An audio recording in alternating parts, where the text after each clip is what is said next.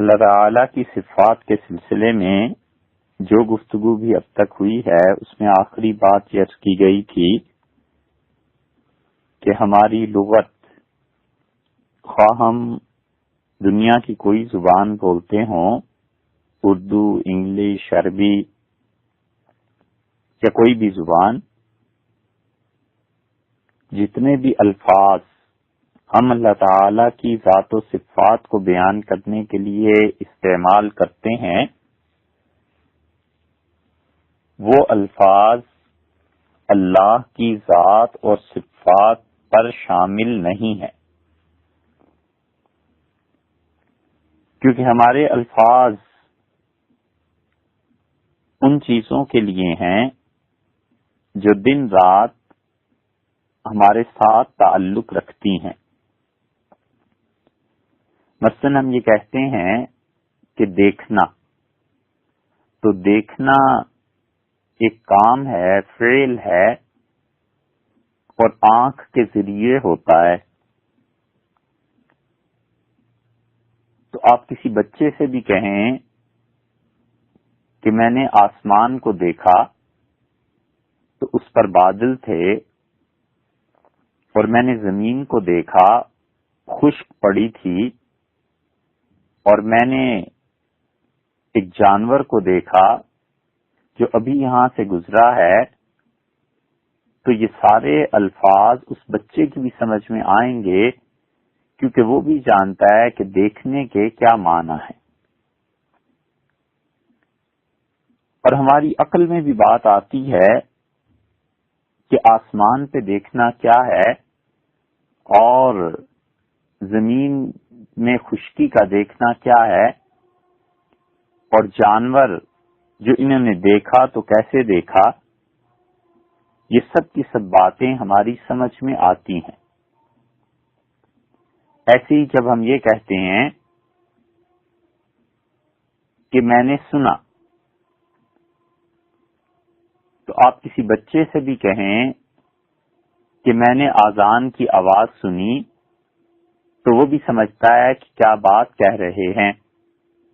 آپ کہتے ہیں کہ میں نے ایک دھماکے کی آواز سنی، تو ہر آدمی جانتا ہے کہ آپ کیا کہہ رہے ہیں، اس لیے کہ الفاظ سمجھ میں بھی آتے ہیں، مشاہدہ بھی ہے، دیکھنا اور سننا دن رات ہمارے سامنے ہے اور ہماری عقل میں آتا ہے، مگر شدید دشواری اور نہایت سخت مشکل اور بالکل ناممکن یہ بات اس وقت ہو جاتی ہے جب یہی الفاظ ہم اللہ تعالی کے بارے میں استعمال کرتے ہیں۔ ہم یہ کہتے ہیں کہ اللہ تعالی نے یہ فرمایا ہے کہ وہ دیکھنے والا ہے، وہ سننے والا ہے، وہ سمیع ہے، بصیر ہے۔ قرآن کریم میں متعدد مقامات پر ارشاد فرمایا ہے کہ اللہ تعالی سنتا ہے اور اللہ دیکھتا ہے۔ اب ہمارے لیے شدید مشکل یہ ہے کہ اللہ تعالی کی ذات و صفات نہ تو وہ ہمیں محسوس ہوتی ہے، نہ ہماری عقل اس تک سما سکتی ہے۔ ہم سوچ بھی نہیں سکتے کہ اللہ کیسے دیکھتا ہے، اور ہم قطعاً بیان نہیں کر سکتے کہ اللہ تعالی کیسے بولتا ہے۔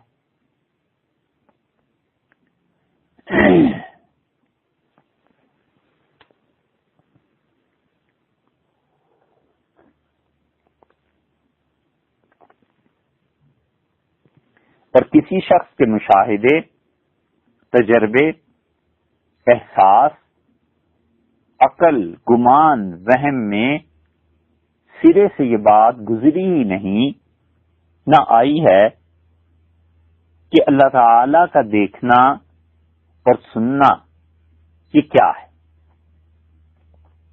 کیونکہ ہم نے کبھی محسوس نہیں کیا، ہم نے اللہ تعالی کو دیکھا نہیں۔ مخلوق کی عقل خالق کی صفات کا احاطہ نہیں کر سکتی۔ تو جب امر واقعہ یہ ہو تو ہم کن الفاظ کے ذریعے بیان کریں کہ اللہ سنتا ہے اور دیکھتا ہے؟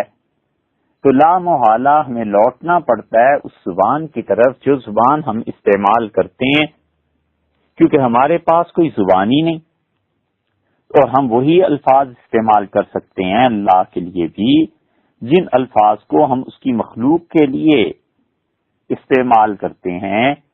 اور فرض کر لیجئے کہ کوئی ایسے نئے الفاظ ہوں جو اللہ ہی کسی کو سکھا دے اور وہ الفاظ کے ذریعے اس کو سمجھانا چاہے، تو ان تعبیرات کا کچھ فائدہ نہیں ہوگا، کیونکہ ممکن ہے خدا نے کسی کو یہ لغت سکھائی ہو تو وہی بولتا پھرے گا، باقی تو کوئی سمجھ نہیں سکتا.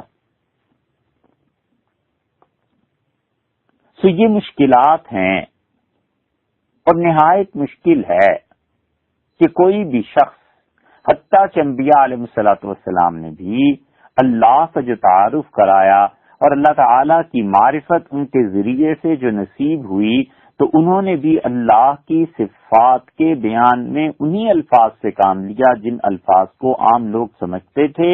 لیکن انبیاء علیہ الصلوۃ والسلام بھی اچھی طرح اس حقیقت سے بخوبی واقف تھے، جانتے تھے کہ یہ الفاظ لغت میں ہیں، اس کے ذریعے لوگوں کو سمجھایا جا سکتا ہے، مگر حقیقی معنی میں کیا ہے یہ کسی کی بھی سمجھ کی بات نہیں ہے.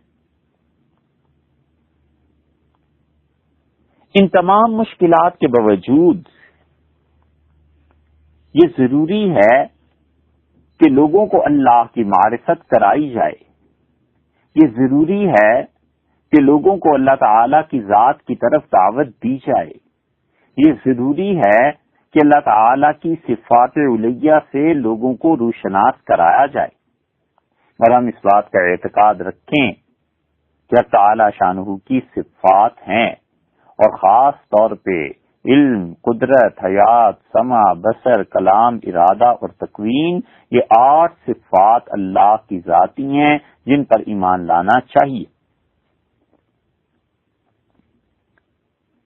انسان، اس کی تربیت بھی اللہ تعالی کی ان صفات کے ذریعے سے ہوتی ہے. حتیٰ کہ انبیاء علیہ الصلوۃ والسلام کی تربیت بھی اللہ کی صفات کے ذریعے سے ہوتی ہے. اور اہل علم جانتے ہیں کہ یہی 8 صفات، علم، ارادہ، قدرت، حیات، سمع، بصر، کلام، تکوین، یہ 8 صفات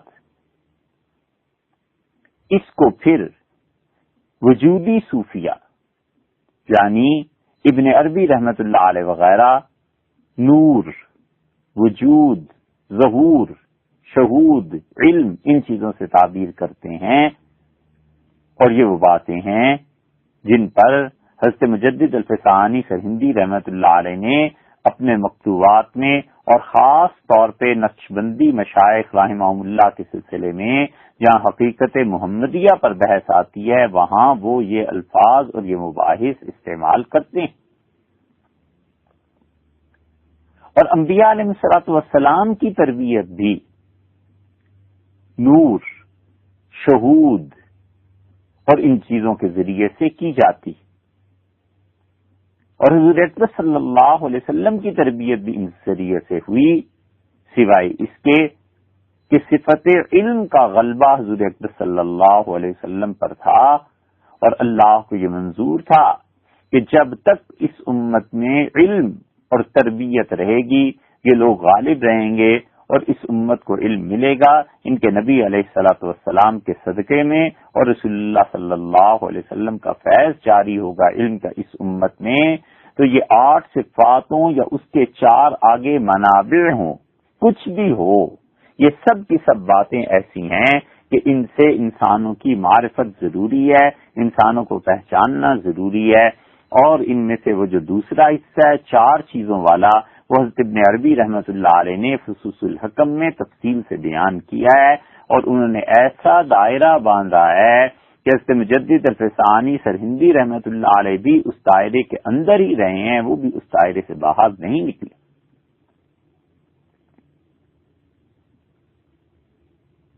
اسی لیے حضرت مجدد اور ابن عربی رحمت اللہ علیہما دونوں کے درمیان جو بحث ہے وحدت الوجود اور وحدت الشہود کی، اس پہ حضرت شاہ ولی اللہ محدث دہلوی رحمت اللہ علیہ نے ایک خط لکھا ہے مکتوب مدنی کے نام سے، اور حضرت نے اسے نزاع لفظی قرار دیا ہے، اور ان کے صاحبزادے شاہ رفیع الدین صاحب محدث دہلوی رحمۃ اللہ علیہ نے دمغ الباطل کے نام سے کتاب لکھی ہے، اور اس میں حضرت شاہ رفیع الدین صاحب محدث دہلوی رحمۃ اللہ علیہ، جن کا اردو کا قرآن پاک کا ترجمہ بھی بعض لوگ پڑھتے ہیں، ان کا لہجہ کچھ تھوڑا سا سخت ہو گیا ہے، اور وہ ایک طبعی چیز ہے، کیونکہ انہوں نے اپنے والد حضرت شاہ ولی اللہ رحمۃ اللہ علیہ کے مسلک کا دفاع بھی کرنا تھا، اور پھر جس چیز کو حق سمجھتے تھے اس کو ظاہر بھی کرنا تھا۔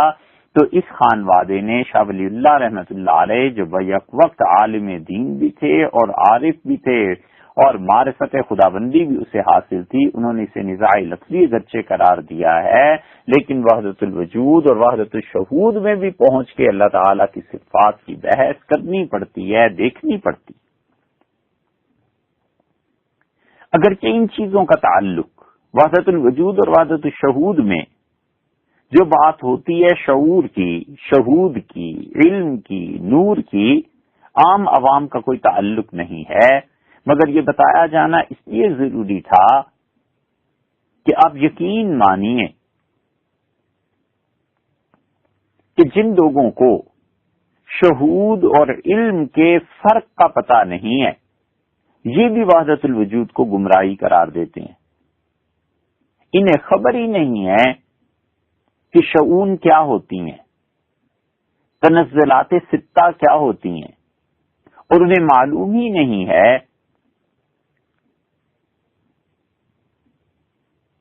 کہ تنزلات ستہ میں احدیت کا مقام کیا ہے، وحدانیت کا مقام کیا ہے، اور یہ شؤون اور یہ تعبیرات جو مختلف صوفیہ نے کی ہیں یہ کیا ہے۔ جس علم کی انہیں ہوا تک نہیں لگی وہ بھی اس علم میں دخل دیتے ہیں، سبحان اللہ، اور ظلم اس وقت کرتے ہیں جو وہ وحدت الوجود یا وحدت الشہود کے قائلین کو معاذ اللہ گمراہ سمجھتے ہیں۔ کافر کہنا تو بہت بڑی جسارت ہے، ان چیزوں میں کسی ایسے شخص کو نہیں بولنا چاہیے جس شخص کو خداوند عالم کی صفات کا علم نہ ہو، یا کم سے کم اس نے فصوص الحکم اور حضرت مجدد الفسانی سرہندی رحمۃ اللہ علیہ کے مکتوبات اور یہ چیزیں نہ پڑھیں۔ عوام کی یہ مباحث نہیں ہے، مگر جہاں تک صفات سمانیہ، ذاتیہ، ثبوتیہ کا تعلق ہے، علم، حیات، قدرت، ارادہ، سمع، بصر، کلام، تکوین، یہ اللہ کی 8 صفات ایسی ہیں جن پر لوگوں کو ایمان رکھنا چاہیے، کیونکہ انسانوں کی تربیت کا تعلق باری تعالیٰ کی ان صفات سے ہے، اور انسان جتنے کمالات حاصل کرتا ہے وہ اللہ کی معرفت ہی کے ساتھ حاصل کرتا ہے۔ ایک طرف تو یہ بات ہے کہ اللہ تعالیٰ کی ان صفات پر ایمان لانا ضروری ہے، اور دوسری طرف یہ کہ انسان عاجز ہے، کیا کرے، ان چیزوں کو کما حقہ نہیں سمجھ سکتا۔ اور دوسرا پہلو جو اس میں اور بھی مشکل کا ہے، اور ان دونوں پہلوؤں کا حل بھی کرنا ہے۔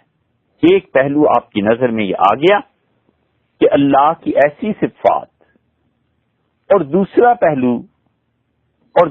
پہلو وہ ہے جس کو متقدمین نے صفات خبریہ کا نام دیا ہے، یعنی اللہ کی ایسی صفت جس کی خبر کتاب و سنت میں دی گئی ہے، جس کی اطلاع دی گئی ہے۔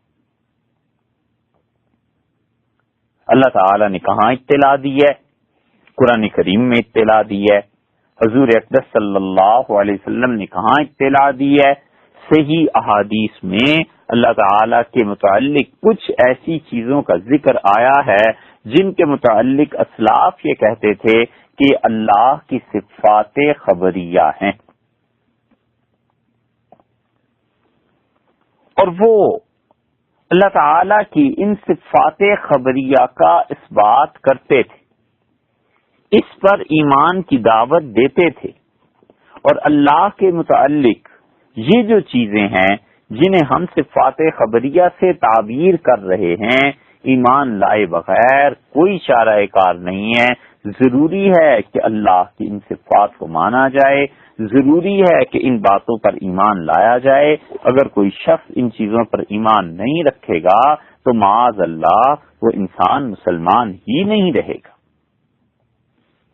اس بات کو پھر کہا جاتا ہے کہ اللہ تعالی کے متعلق کچھ ایسی چیزیں ہیں جن کی اطلاع ہمیں اللہ کی کتاب سے ملی اور حضور اقدس صلی اللہ علیہ وسلم کی متواتر یا مشہور احادیث سے ملی، اور ان چیزوں پر ایمان لانا بھی ضروری ہے۔ اور اگر کوئی شخص ان چیزوں کو نہیں مانے گا تو وہ مسلمان ہی نہیں رہے گا۔ ہدایت پر ہونا، گناہگار ہونا یہ بعد کی بات ہے۔ اس لیے ہمارے سامنے دو چیزیں ہیں، ایک ہے اللہ کی صفات، علم، قدرت، حیات، ارادہ، سمع، بصر، کلام، تکوین، اور دوسری طرف کچھ چیزیں ایسی ہیں جن میں اللہ تعالی نے خبر دی ہے۔ متقدمین نے اس کا نام صفات خبریہ رکھا تھا، اور صفات یہ لفظ امام ابو حنیفہ رحمۃ اللہ علیہ نے بھی استعمال فرمایا۔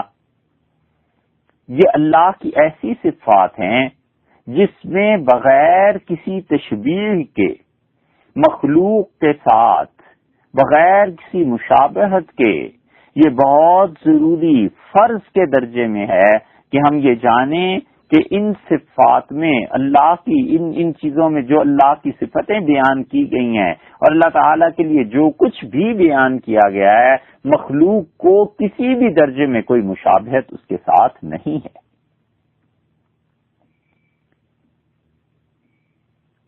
وہ صفات خبریہ، یا اور اس کو آسان کر لیں تو بغیر کسی تشبیہ کے اللہ تعالی کے متعلق جن اعضاء کا تذکرہ کتاب و سنت میں آیا ہے ان کو سن لیجئے، ان پر ایمان رکھنا بھی ضروری ہے، اور اس ایمان رکھنے میں یہ فرض ہے کہ مخلوق کے ساتھ قطعاً کسی قسم کی مشابہت نہ ہے، نہ سوچی جائے، نہ بیان کی جائے۔ تو دو چیزیں ہو گئیں، ایک اللہ کی وہ صفات جس میں خدا تعالی کے لیے کسی عضو کا ذکر نہیں ہے، کسی مقام کا ذکر نہیں ہے، اور دوسری طرف وہ صفات آ گئیں جس میں اللہ تعالی کے لیے اعضاء کا ذکر ہے۔ جیسے ہاتھ کا انسانی جسم میں ایک مقام ہے، پاؤں کا ایک مقام ہے، حق تعالی شانہ کے لیے ایسی باتوں کا ذکر ہے مگر بغیر تشبیہ کے ہے۔ اللہ تعالی نے جو کچھ فرمایا ہے اور اس کے رسول صلی اللہ علیہ وسلم نے جو کچھ کہا ہے پہلے اسے سن لیجئے، اور ان دونوں مشکلات سے نکلنے کا کیا راستہ ہے، کیا امت کا عقیدہ رہا ہے، پھر وہ سن لیجئے۔ لیکن سب سے پہلے صرف یہ سنتے جائیے کہ اللہ تعالی نے کیا کہا۔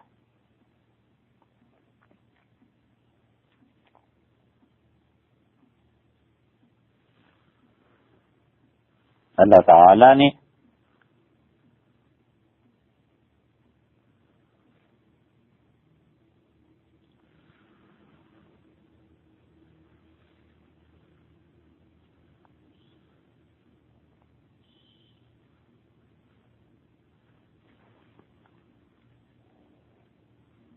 قرآن کریم میں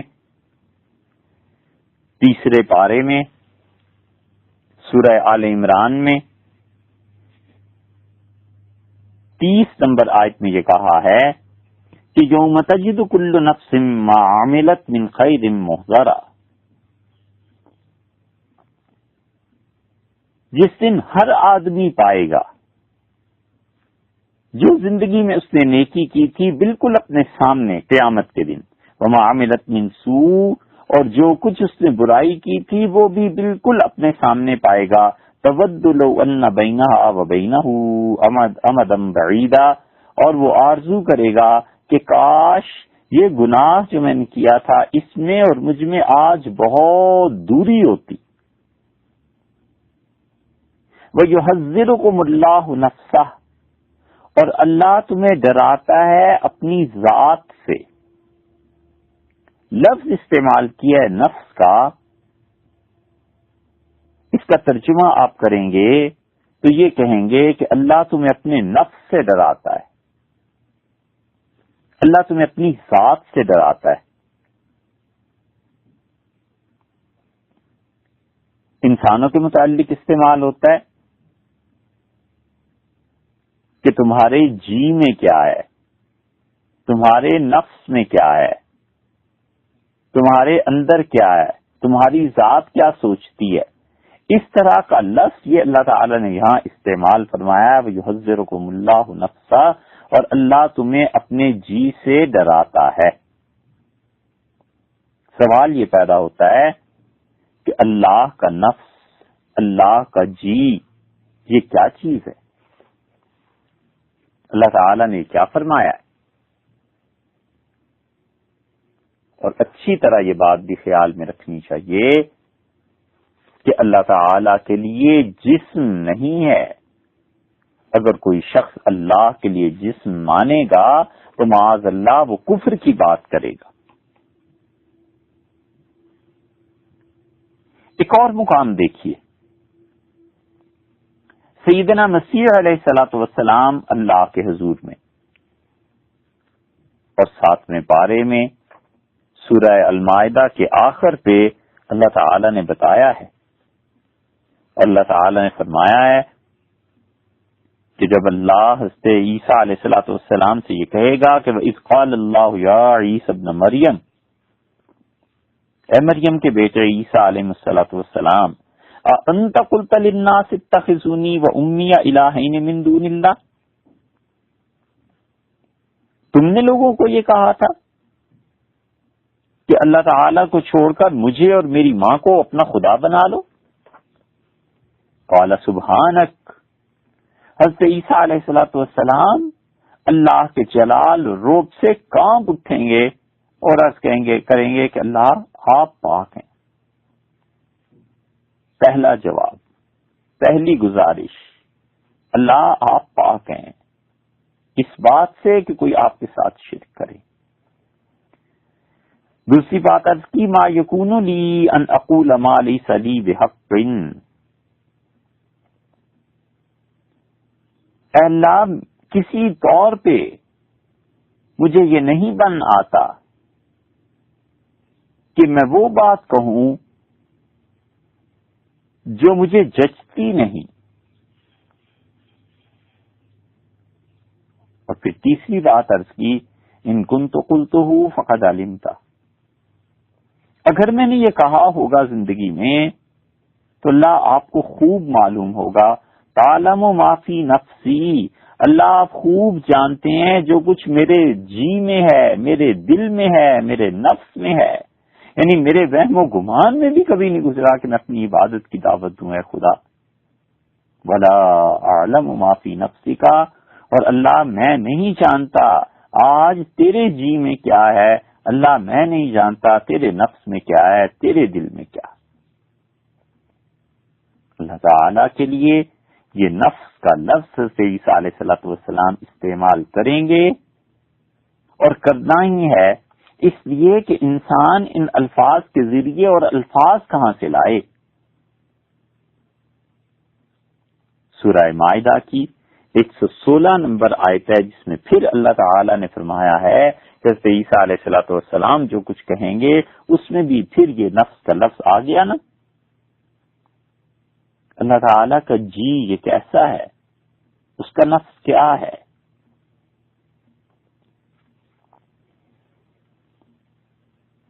ایک اور چیز آپ دیکھیے، یہ پہلی بات تھی، صفات خبریہ میں سے ایک صفت نفس کی خبر پہنچی۔ اللہ تعالیٰ نے ایک اور چیز کی اطلاع دی، 6 پارے میں سورہ مائدہ میں، اور اس کی 64 نمبر آیت میں اللہ تعالی نے یہودیوں کی ایک بات کا رد فرمایا، اور اللہ نے ان کے ایک جملے پر شدید ناراضگی کا اظہار فرمایا، اور اللہ نے کہا غلت ایدیہم، ان کے ہاتھ بند جائیں، وَلُعِنُوا بِمَا قَالُوا، اور لعنت پڑے ان کے اس جملے پر جو میرے متعلق کہتے ہیں۔ اللہ تعالیٰ کو شدید غصہ ہے یہاں یہودیوں پہ، اور اللہ فرماتے ہیں لُعِنُوا بِمَا قَالُوا، خدا کی پھٹکار پڑے ان کے اس جملے پہ، بل یداہ مبسوطتان، اللہ کے دونوں ہاتھ کھلے ہیں، ينفق کیف یشاء، جیسے وہ چاہے خرچ کرتا ہے۔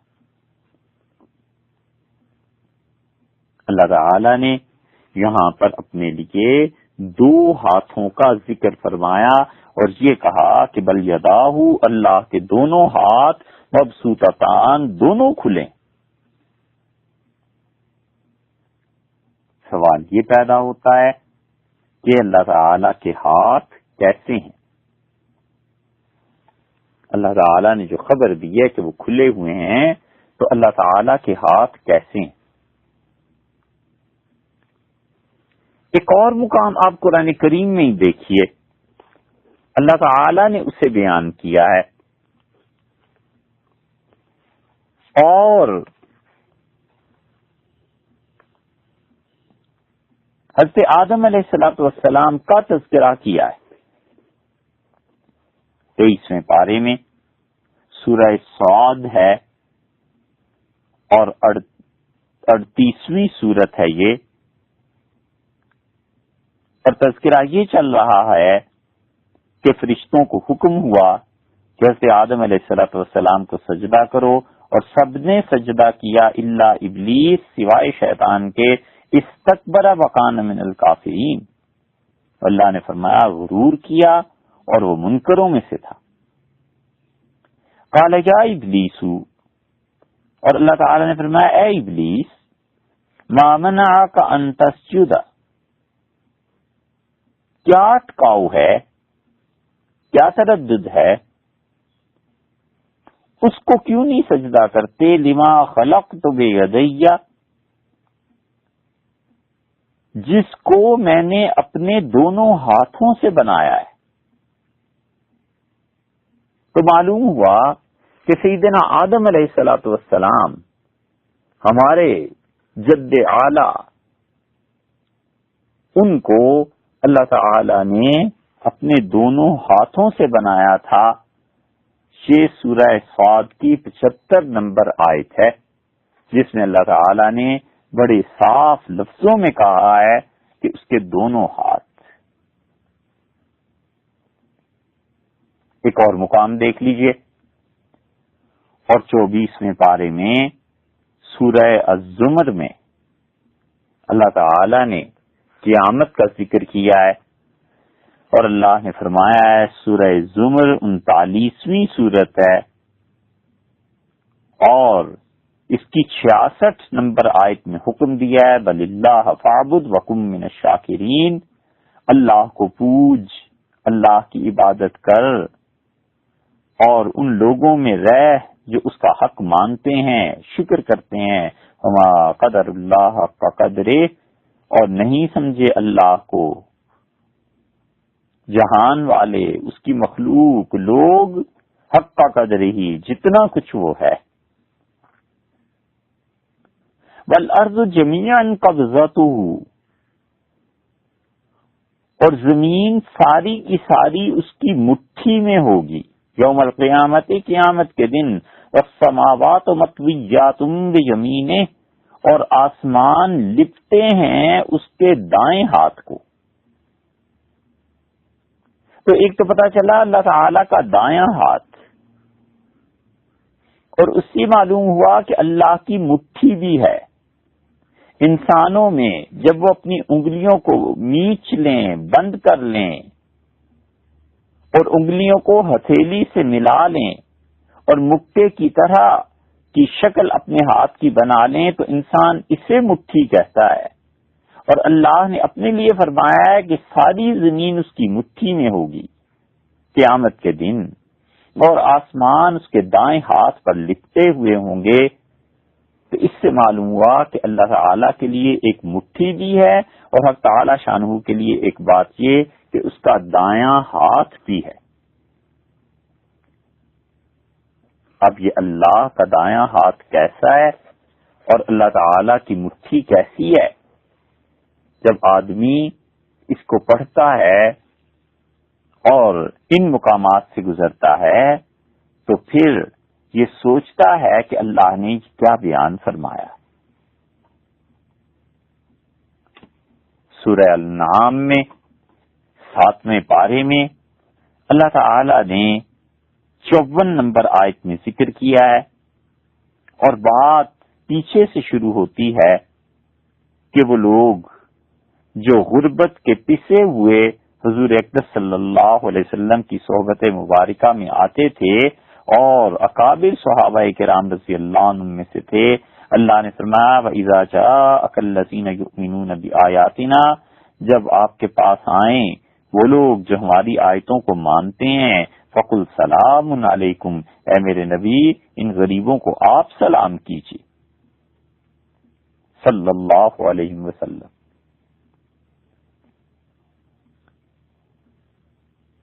کوئی دنیا دولت کوئی چیز نہیں ہے جو کام آئی ہو، البتہ وہ احتیاج اور غربت کام آ گئی.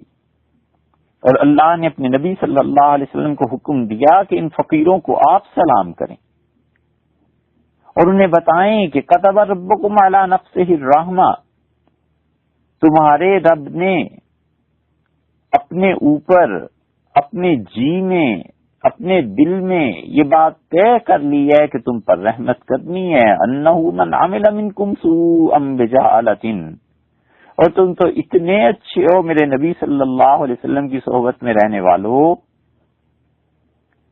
کہ تم میں سے کسی سے کوئی برائی ہو جائے. صحابی ہیں رضی اللہ عنہ، چوری ہو گئی، زنا ہو گیا، قتل ہو گیا، کوئی برائی ہو گئی، اللہ نے کہا من عمل منکم سوءا بجہالۃ، نادانی سے تم یہ کام کر گزرو، ثم تاب من بعدہ، پھر اس کے بعد توبہ کر لو، واصلح، اور اپنی حالت ٹھیک کر لو گے تو فانہ غفور الرحیم، اللہ بڑا بخشنے والا ہے، تمہیں بڑا مہربان ہے. یہ غریب مسلمانوں کا دل بڑھایا اور خوشی سنائی کہ اور کسی کی توبہ قبول ہو نہ ہو تمہاری توبہ ضرور قبول ہو جائے گی. ہم تمہیں گارنٹی دیتے ہیں کہ ہم نے اپنے دل میں اپنے جی میں تمہارے لیے رحمت مہر کرنا مہربانی کرنا لکھ لیا ہے، طے کر لیا ہے. پھر وہی بات آ گئی کہ اللہ کا نفس اور اللہ کا جی یہ کیا ہے، اللہ کے دونوں ہاتھ کیا ہیں، اللہ کی مٹھی کیا ہے، اللہ تعالی کا دایاں ہاتھ کیا چیز ہے. اور حق تعالی شانہ نے تو یہ فرمایا ہے کہ دائیں ہاتھ پہ لپٹے ہوں گے آسمان. حضور اقدس صلی اللہ علیہ وسلم کی روایت مسلم میں آتی ہے، آپ فرمایا کلتا یدی ربی الیمینین، میرے رب کے تو دونوں ہی ہاتھ سیدھے ہیں، دونوں ہی ہاتھ دائیں ہیں. ایک اور چیز دیکھیے،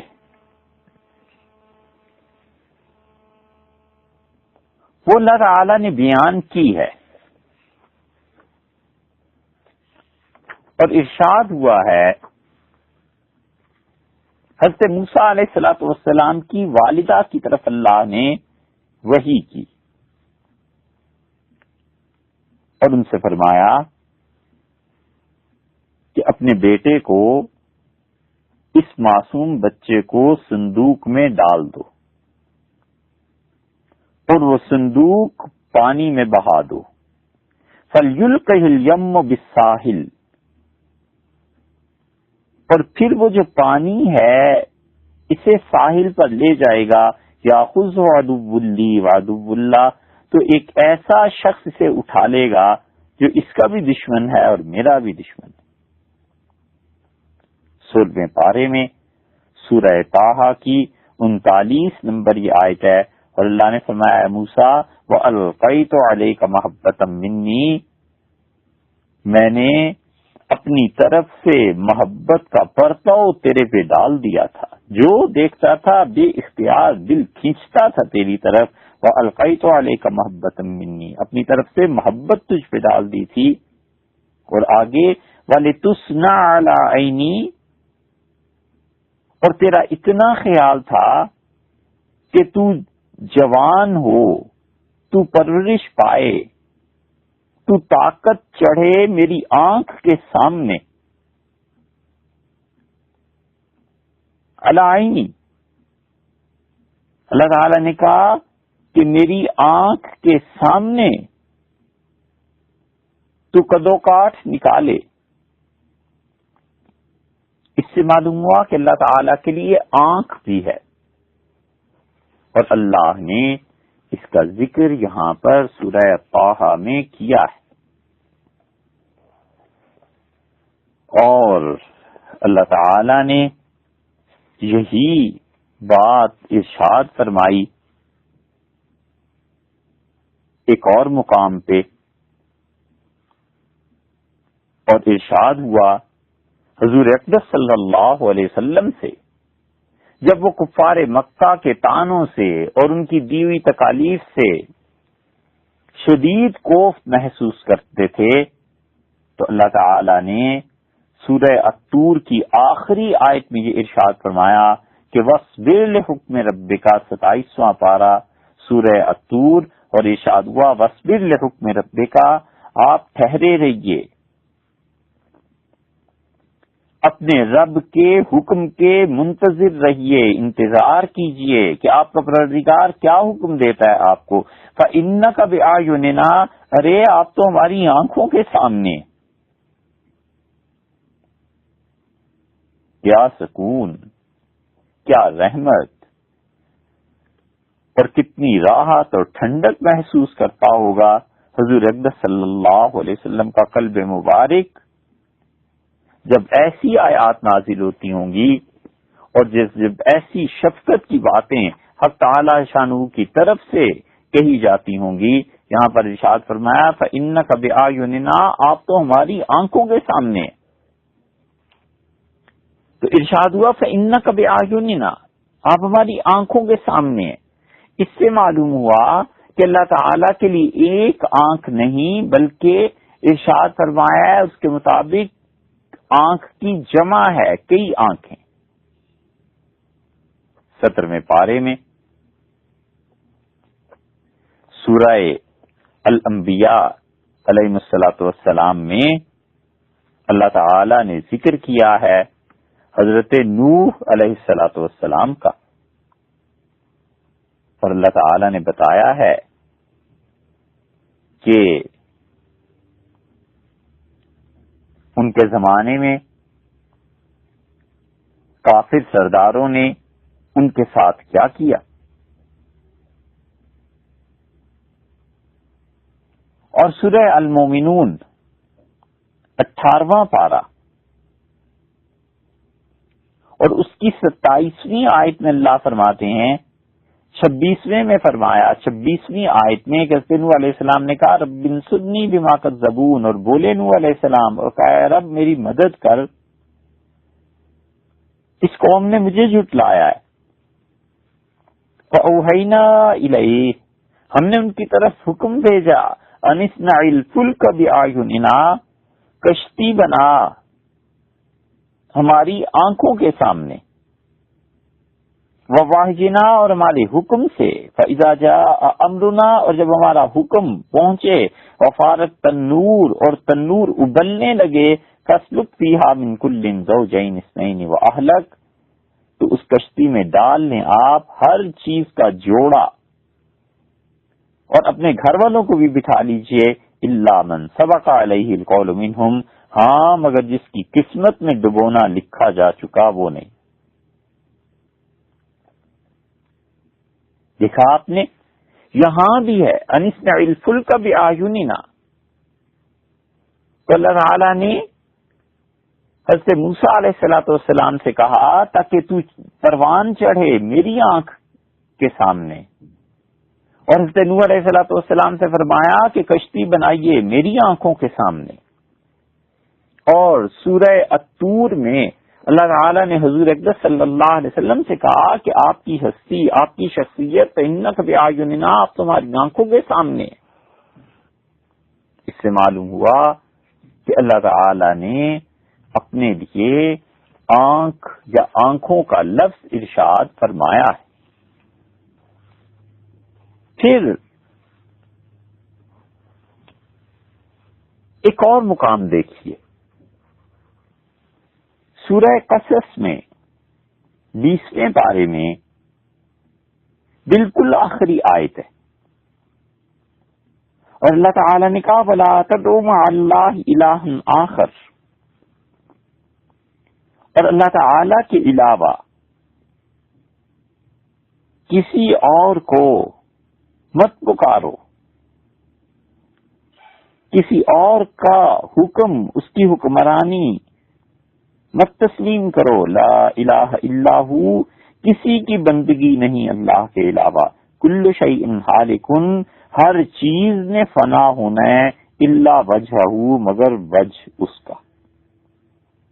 وجہ کا ترجمہ اردو میں کر لیجئے تو اردو میں ترجمہ بنے گا چہرہ. تو گویا کہ ارشاد فرمایا کہ تیرے رب کے چہرے کے علاوہ ہر چیز نے اس کائنات میں فنا ہو جانا ہے. تو اللہ تعالی نے اس آیت کریمہ میں اپنے لیے چہرے کی بات ارشاد فرمائی. 27ویں پارے میں سورہ الرحمن میں اللہ تعالی نے یہی بات پھر فرمائی ہے، اور 26ویں آیت میں ارشاد ہوا کل من علیہا فان، اور جو کوئی ہے زمین پر نبڑنے والا ہے، وَيَبْقَى وَجْهُ رَبِّكَ ذُو الْجَلَالِ وَالْإِكْرَامِ، اور رہے گا چہرہ، منہ تیرے پروردگار کا جو بڑی بزرگی والا ہے، والاکرام، اللہ کی ذات بڑی تعظیم والی ہے، بڑی عظمت والی ہے. تو اس سے معلوم ہوا کہ اللہ تعالی نے اپنے لیے چہرہ بھی ارشاد فرمایا. نفس، ہاتھ، مٹھی، آنکھ، آنکھیں، چہرہ، یہ تمام الفاظ قرآن کریم میں اللہ تعالی نے اپنی ذات پاک کے لیے استعمال کیے ہیں. اور ایک اور مقام آپ دیکھیے، اور وہاں پر بھی اللہ تعالی نے ایک بات ارشاد فرمائی ہے،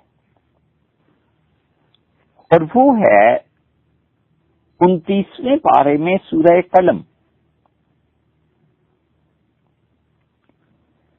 اور اللہ تعالی نے یہ کہا ہے کہ اللہ کے علاوہ اپنی مخلوق کی مدد کرنے والا کوئی نہیں،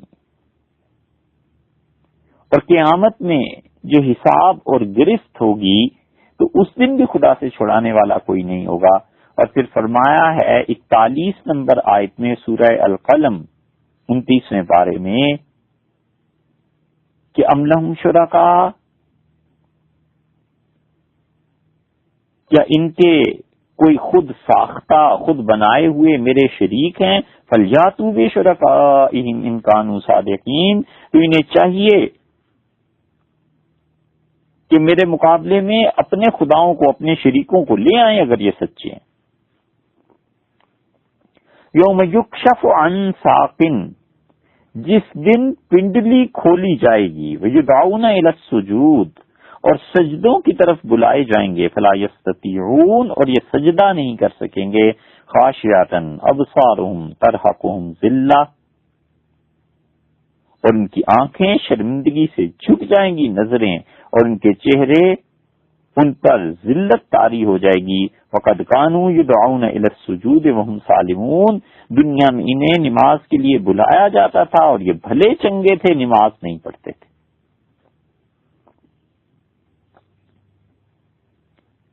یہاں پر یہ جو لفظ استعمال ہوئے ہیں کہ یکشف عن ساق، یہ الفاظ کہ پنڈلی کھولی جائے گی.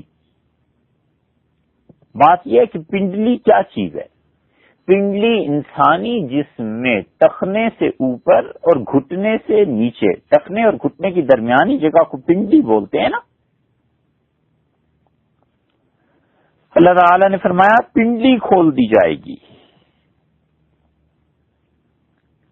مفسرین اس کے ساتھ وہ حدیث ذکر کرتے ہیں جو پھر بھی آئے گی. اور حضور اقدس صلی اللہ علیہ وسلم نے فرمایا کہ اللہ تعالی قیامت کے دن پنڈلی کھول دے گا اپنی، اور ہر مومن اور عورت اور مرد اللہ کے حضور میں سجدے میں جھک جائیں گے. ہر مومن انسان جو دنیا میں نماز پڑھتا تھا اللہ کو سجدہ کرے گا، اور اللہ نے کہا ہے سوائے ان کے جو دنیا میں وہم سالمون بھلے چنگے تھے، صحت تھی، سب کچھ تھا، اس کے باوجود نماز نہیں پڑھتے تھے، قیامت میں خدا کی پنڈلی کو دیکھ کر بھی وہ سجدہ نہیں کر سکیں گے. تختے ہو جائیں گے ان کی کمریں، اور دھڑام سے زمین پر گر پڑیں تو گر پڑیں، خدا کو سجدہ اس دن نصیب نہیں ہوگا. جو لوگ دنیا میں نماز نہیں پڑھتے ان کے لیے اس سے زیادہ ذلت اور رسوائی کا کون سا مقام ہے کہ قیامت میں اپنے اس رب کے سامنے پہنچے جس نے کھلایا پلایا، جس نے طرح طرح کی مہربانیاں اور عنایات کی، اور جو قیامت میں اس آدمی کے گناہ کو معاف کرے گا. یہ ایسا نالائق خدا کی بندگی سے دور رہا کہ وہاں پہنچ کر سجدہ نہیں کر سکے گا. تو اللہ تعالی نے اس آیت مبارکہ میں اپنے لیے پنڈلی کا لفظ، پنڈلی کی بات ارشاد فرمائی. تو اس سے معلوم ہوا کہ اللہ تعالی کے لیے کوئی پنڈلی بھی ہے. اس آیت کی گرچہ اور تشریحات بھی کی گئی ہیں، مگر مفسرین جب اس کو حدیث کے ساتھ ملاتے ہیں تو اس جگہ پنڈلی کھلنے سے مراد اللہ تعالی کی پنڈلی لیتے ہیں. تو بات ہوئی نفس کی، ہاتھ کی، دونوں ہاتھوں کی، مٹھی کی، آنکھوں کی، آنکھ کی، چہرے کی، پنڈلی کی. یہ سب چیزیں ایسی ہیں جو تقاضا کرتی ہیں کہ ایک جسم ہو، اور ہم اللہ کی پناہ مانگتے ہیں اس سے کہ اللہ کے لیے کوئی جسم ہو. ہمارا عقیدہ اور ایمان ہے کہ اللہ کا کوئی جسم نہیں ہے. اللہ تعالیٰ اسی پہ قائم رکھے، اسی پہ موت دے، اور قیامت میں اسی صحیح عقیدے کے ساتھ اپنے سامنے کھڑا کرے. سوال یہ پیدا ہوتا ہے کہ ایک طرف تو تم کہتے ہو آنکھیں اور ہاتھ اور مٹھی اور چہرہ اور پنڈلی، اور دوسری طرف کہتے ہو جسم نہیں ہے، آخر بات پھر کیا ہے؟ قرآن کریم نے ایک اور بات متعدد مقامات پر کہی ہے، اس کو بھی سن لیجیے اور صرف سنتے جائیے. کسی شخص کے لیے یہ جائز نہیں ہے کہ وہ ہماری اس ساری بحث کو آج سنیں اور اس کے بعد جو بیانات اسی کے متعلق ہیں وہ نہ سنیں. جس شخص نے بھی آج کی یہ بحث سنی ہے اس کے لیے ضروری ہے کہ کل آئندہ جو بحث ہونی ہے اس پہ یا آنی ہے وہ بھی سنیں. ایسے نہ ہو کہ اس کے عقیدے اور ایمان میں کوئی بات رہ جائے، کوئی کمی رہ جائے، کوئی معاذ اللہ گمراہی پیدا ہو جائے. ہم صاف کہتے ہیں ہم اس کے ذمہ دار نہیں ہیں. یہ ضروری ہے کہ جس نے آج یہ بات سنی ہے اس کے بعد والی بات بھی سنے. مجبوری یہ ہے کہ ایف ایم میں صرف 1 گھنٹے کا وقت ہوتا ہے، اس میں بات کی جا سکتی ہے، اس سے زیادہ وقت نہیں ہوتا. بقیہ بحث سننا اس کی ضروری ہے. ایسے نہ ہو کہ اس ادھوری بحث کو سن لے اور کوئی گمراہی کی بات کر بیٹھے. ہم اللہ کی پناہ مانگتے ہیں.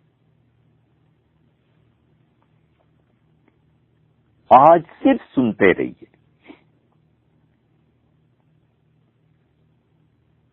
اور دیکھیے کہ اس دشوار گزار راہ کے آخر پہ پہنچ کر کیا بات آتی. اللہ تعالی نے ایک اور بات کہی ہے، اور وہ قرآن کریم میں پہلے پارے میں بالکل آغاز میں ہی ایک جگہ آ گئی ہے. پہلا پارا الف لام میم سورہ بقرہ، اور اللہ تعالی نے 39 نمبر آیت میں فرمایا ہے کہ هو الذی خلق لکم ما فی الارض جمیعا، وہ اللہ ہی تو ہے جس نے تمہارے لیے بنا دیا جو کچھ کے زمین میں ہے. ثم استوى الی السماء، اور پھر استوا کیا ترجمہ کریں؟ بلند ہوا، چڑھ گیا آسمان کو، فسواہن سبع سماوات، اور ساتوں آسمانوں کو درست کیا۔ اللہ تعالیٰ نے یہاں پر اپنے لیے بلند ہونے کا لفظ ارشاد فرمایا ہے، اور یہی لفظ اللہ تعالیٰ بار بار قرآن کریم میں وہاں بیان کرتے ہیں جہاں عرش کا تذکرہ آتا ہے، ایک اس کی مثال دے دیتے ہیں۔ 19ویں پارے میں سورہ الفرقان میں اللہ تعالی نے یہ بات بیان کی، اور 59 نمبر آیت میں فرمایا ہے کہ الذی خلق السماوات والارض وما بینہما فی 6 ایام، اور وہ اللہ ہے جس نے بنائے آسمان اور زمین اور جو کچھ ان آسمانوں اور زمینوں کے درمیان ہے، فی 6 ایام 6 دن میں، ثم استوى علی العرش، اور پھر بلند ہوا، قائم ہوا اپنے تخت پر، عرش پر، الرحمن نہایت مہربان، بڑی مہر والا، فاسأل بہ خبیرا، رحمان کے متعلق تو اس سے پوچھ جو اس کی خبر رکھتا ہو، جسے پتا ہو کچھ، اور اس کو کچھ دید شنید حاصل ہو اس ذات کے بارے میں، اس سے پوچھ، وہ کیا بڑی ہستی ہے۔ ثم استوى علی العرش، پھر قائم ہوا عرش پر۔ یہ عرش پر قائم ہونے کا جو ہے یہ کیا ہے؟ اللہ کا قائم ہونا، اوپر جانا اللہ کا، یہ بات وہ ہے جو اللہ تعالی نے قرآن کریم میں متعدد مقامات پر ارشاد فرمائی ہے۔ پھر عرض کرتے ہیں 2 باتیں، بڑے غور سے اور بہت سنجیدگی سے ان 2 باتوں کو سنیے، یاد رکھو یہ جو آج بیان ہو رہا ہے، اللہ تعالی کی صفات کے بارے میں جتنے بیانات ہوئے ہیں، سب سے زیادہ اہم اور قیمتی اور نازک بیان یہ ہے، کسی شخص کے لیے یہ جائز نہیں ہے کہ وہ آج اس بیان کو سن لے اور پھر اس کے بعد آگے کل نہ سنے۔ وہ ضرور سننا ہے، ایسے نہ ہو کہ آدھی بات آج ہوگی، آدھی کل ہوگی، تو آدھی آج کی سن لی تو اس کے ذہن میں کچھ خرابی پیدا ہو جائے، کوئی کفر کا جملہ کہہ دے معاذ اللہ، یہ ٹھیک نہیں ہے، ہماری ذمہ داری نہیں ہے۔ ہم صاف کہتے ہیں اس پوری بات کو سننا۔ اور دوسری بات، اللہ تعالی کے لیے ترتیب سے یہ چیزیں بیان کرنا، نفس، ہاتھ، مٹھی، آنکھ، چہرہ، پنڈلی، اس کا عرش پہ بلند ہونا،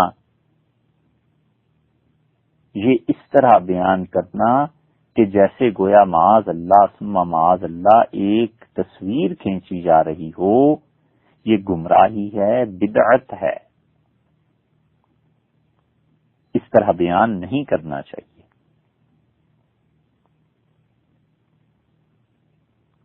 ہم اس لیے کرنے پہ مجبور ہیں کہ ان ساری چیزوں کو ایک مرتبہ آپ کے سامنے لائیں، صحیح عقیدے کی بات آپ کے سامنے رکھیں۔ یہ تمام الفاظ جو مختلف جگہوں پر آئے ہیں، مجبوری ہے کہ آپ کے سامنے بیان کیے جائیں۔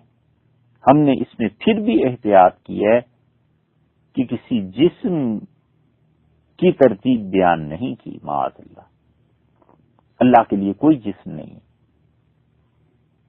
لیکن تعلیم کے درجے میں یہ مجبوری تھی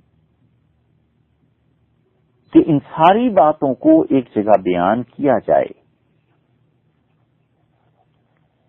ایک ایک بات کر کے بیان کرنے سے ساری باتیں سمجھ میں نہیں آتی۔ تو اس تعلیم کی وجہ سے یہ بدعت بس ذرا سی گوارا کی گئی ہے، وگرنہ 2 باتیں پھر کہتے ہیں، یاد رکھیے، ایک تو یہ کہ آج کا بیان، اور اس کے بعد امید ہے کل یہ بیان مکمل ہو جائے گا انشاءاللہ۔ ان دونوں کو بیک وقت سننا ضروری ہے. اگر کوئی گمراہی اس سے پیدا ہو گئی تو ہم خدا سے برات کا اظہار کرتے ہیں، پناہ مانگتے ہیں اللہ کی. اور دوسرے، اس طرح خود بیان کرنا کہ جیسے ایک جسم کی صورت انسان کی نگاہوں میں یا ذہن میں آ جائے، یہ خود بدعت اور گمراہی ہے. ایسے نہیں کرنا چاہیے، مگر مجبوری کی وجہ سے ایسے کیا جا رہا ہے تاکہ تعلیم کے درجے میں جو لوگ ان چیزوں سے واقف نہیں ہیں انہیں سمجھ آ سکے. یہ تو قرآن کریم میں متعدد آیات اور بھی ہیں. یہ تو صرف چند ایک اس لیے بیان کر دیں کہ نمونے کے طور پہ بات سامنے آ جائے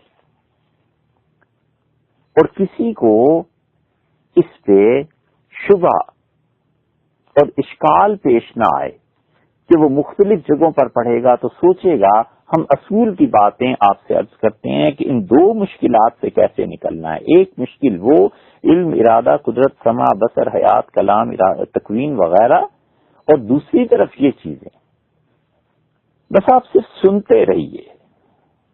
قرآن کریم کے بعد صحیح احادیث میں جن میں سے بعض متواتر اور مشہور درجے کی احادیث ہیں اور اللہ تعالی کی صفات خبریہ کے بارے میں آئی ہیں، یہ کہیے کہ وہ احادیث جن میں اللہ تعالی کے متعلق مختلف اعضاء کا ذکر ہے بغیر کسی مخلوق کے ساتھ اس کی تشبیہ کے، وہ بھی سن لیجیے.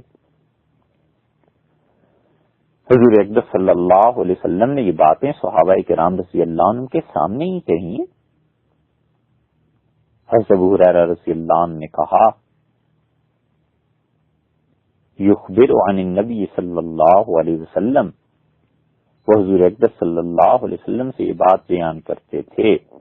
اس حدیث کو امام بخاری رحمۃ اللہ علیہ نے کتاب القدر میں بیان کیا. امام مسلم رحمۃ اللہ علیہ نے اس کو تقدیر میں بیان کیا. تیسرا حوالہ ابو داود کا دیتے ہیں، انہوں نے بھی بیان کیا ہے. چوتھے امام ترمذی رحمۃ اللہ علیہ نے بیان کیا ہے. مصنف عبد الرزاق میں یہ حدیث آئی ہے، ابن ماجہ میں آئی ہے. یہ 6 کتابیں تو ایسے ہی ہیں، ہر جگہ آپ کو یہ حدیث مل جائے گی تقدیر کے باب میں بالعموم. حضرت ابو ہریرہ رضی اللہ عنہ نے کہا کہ حضرت آدم اور حضرت موسیٰ علیہ الصلوۃ والسلام کے درمیان بحث ہوئی. عالم ارواح میں ملاقات ہوئی ہوگی جہاں بھی، تو حضرت موسیٰ علیہ الصلوۃ والسلام نے اپنے والد، ہم سب کے والد یعنی حضرت آدم علیہ السلام سے کہا، یا آدم انت ابونا، حضرت اے آدم علیہ الصلوۃ والسلام آپ ہمارے والد ہیں. خیبتنا، آپ کی وجہ سے بڑی شرمندگی اٹھانی پڑی. یعنی وہ جو آپ نے درخت کھا لیا تھا جنت میں، آپ نہ کھاتے تو ہم خدا کے سامنے شرمندہ نہ ہوتے. وَأَخْرَجْتَنَا مِنَ الْجَنَّةِ بِذَنبِكَ، اور آپ کی اس بات کی وجہ سے خدا نے ہمیں زمین پہ بھیج دیا، جنت سے نکال دیا، ورنہ جنت نہیں ہوتے. فقال له آدم، تو حضرت آدم علیہ الصلوۃ والسلام نے کہا، میرے بیٹے یا موسیٰ، ارے موسیٰ، اصطفاک اللہ بکلامہ، اللہ تعالی نے تجھے پوری دنیا میں چنا، ایک شخص کو اس سے کلام کیا طور پہ. وَخَطَّ لَكَ التَّوْرَاةَ بِيَدِهِ، اور اللہ نے اپنے ہاتھ سے تورات لکھ کر تمہیں دی. دیکھا آپ نے رسول اللہ صلی اللہ علیہ وسلم نے یہاں پر فرمایا ہے کہ تورات کو اللہ نے اپنے ہاتھ سے لکھا. ہاتھ کا یہاں ذکر آ گیا نا، یہ ہے بس بتانا کہ ہاتھ کا ذکر حدیث میں بھی آیا ہے.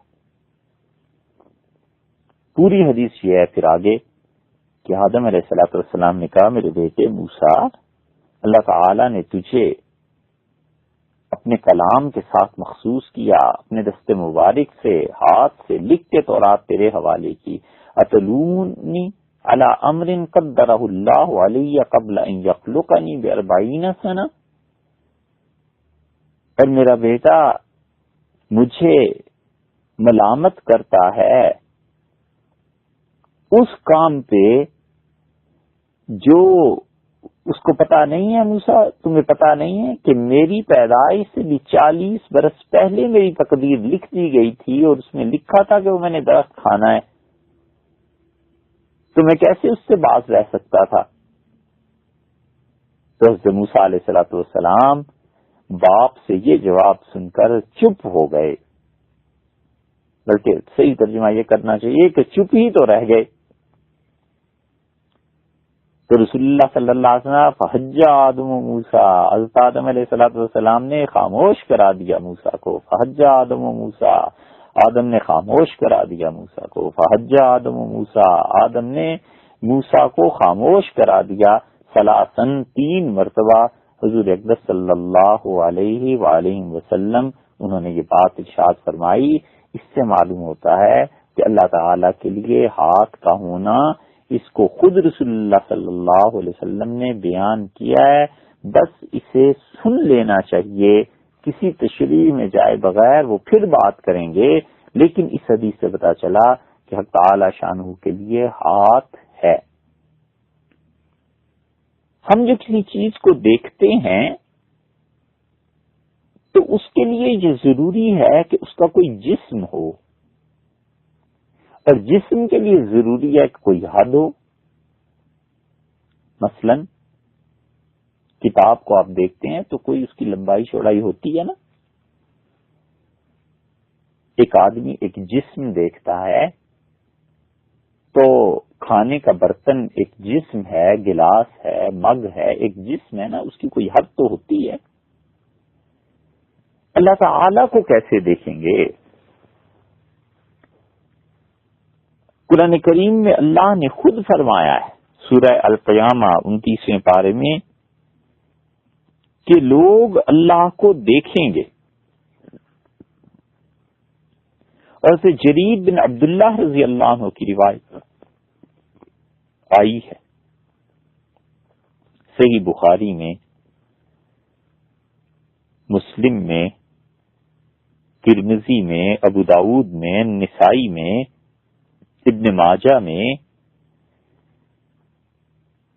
کہ کننا جلوسا عند رسول اللہ صلی اللہ علیہ وسلم، ہم رسول اللہ صلی اللہ علیہ وسلم کے پاس بیٹھے ہوئے تھے، فنظر الى القمر لیلۃ البدر، رسول اللہ صلی اللہ علیہ وسلم نے چاند کی طرف دیکھا، اور چاند بھی اس دن 14ویں کا تھا، بھرپور فل مون۔ تو رسول اللہ صلی اللہ علیہ وسلم انکم سترون ربکم کما ترون ھذا القمر، تم قیامت کے دن اپنے پروردگار کو ایسے ہی دیکھو گے جیسے آج اس چاند کو دیکھ رہے ہو، لا تضامون فی رؤیتہ، اور تمہیں خدا کو دیکھنے میں کوئی دشواری، کوئی مشکل پیش نہیں آئے گی۔ فإن استطعتم، اگر تم سے ہو سکے، اللہ تغلبوا علی صلاۃ قبل طلوع الشمس، تو دیکھو اگر تم سے ہو سکے نا، ہمت کر کے تہجد کی نماز پڑھ لیا کرو، سورج کے طلوع ہونے سے پہلے والی نماز نہ چھوڑنا، وقبل غروبها، اور عصر کی نماز پڑھ لیا کرو، ففعلوا، اور ہو سکے تو یہ کرو، تاکہ قیامت میں ان خوش نصیب لوگوں میں ہو جاؤ گے جو اپنے رب کو دیکھیں گے۔ ثم قرأ، اور پھر رسول اللہ صلی اللہ علیہ وسلم نے قرآن کی آیت پڑھی، وسبح بحمد ربک قبل طلوع الشمس وقبل الغروب، اللہ نے کہا کہ اپنے رب کی تسبیح اور اس کی حمد بیان کر سورج کے چڑھنے سے پہلے اور سورج کے ڈوبنے اترنے سے پہلے۔ اس سے معلوم ہوتا ہے کہ قیامت میں لوگ اللہ تعالی کو دیکھیں گے، اس کی زیارت ہوگی، رویت ہوگی، لیکن کیسے ہوگی؟ کیا خدا کا ایک جسم ہے؟ معاذ اللہ، جسم ماننا اللہ کے لیے ایک طرف یہ کفر ہے، دوسری طرف ہم دیکھیں گے بھی اللہ تعالی کو، مسلسل متواتر احادیث سے یہ بات ثابت ہے۔ تو رسول اللہ صلی اللہ علیہ وسلم نے یہاں پر اس بات کی اطلاع دی کہ قیامت میں اہل ایمان اللہ تعالی کے چہرہ پاک کی زیارت کریں گے۔